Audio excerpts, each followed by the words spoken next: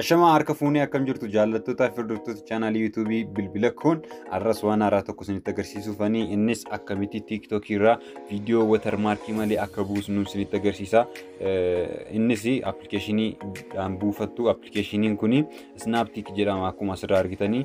Appilikeeshinii kana Play Store irraa argachuu dandeessu. Play Store keessa warsiniif hin hojjenne Pure appilikeeshinii jedhamu kanaan argachuu dandeessu. Jalqaba Play Store keessa seennee search goone appilikeeshinichi kanadha. Erga buufattanii booda keessa seentu sana booddee waan fakkaatu ilaaluu dandeessu akkasitti.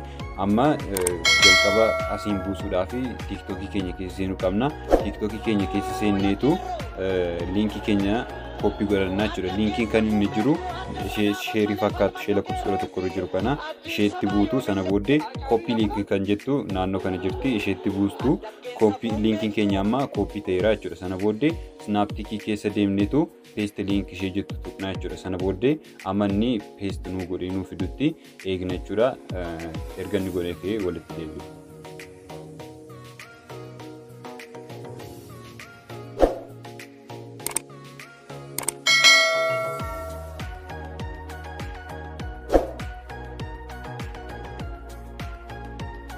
Akkuma agartanii egaa kunoo liinkii koppii naa godhee jira. Sana booddee viidiyoocha naa fidee jira. Kanaafuu akkuma gara gadii kanatti mul'atu daawunlood viidiyoo ammattuu keessatti no watermark isa jedhutti buustanidha. Kan isin watermarkii malee buufachuu dandeessanii watermarkii wajjin yookaan immoo mallattoo TikTok sana wajjin buufachuu yoo barbaadanii plus watermark ishee jettu ishee ammattuu keessa jirtutti isheetti buutanii daawunlood godhachuu dandeessu jechuudha. Akkasuma appilikeeshiniin kuni TikTok irraa useriin akka viidiyoon isaa daawunloodiin taane dhorkeefaa ittiin buufachuu dandeessu. Salphaadhumatti ishee kanatti buutanii viidiyoo keessan daawunlood gochuu dandeessu jechuudha. Har'a kana isinitti agarsiisuudhaafan dhufee TikTok irratti bilbila koo jettanii follow na gochuu hin dagatinaa. Chaanaalii kana subscribe godhaa.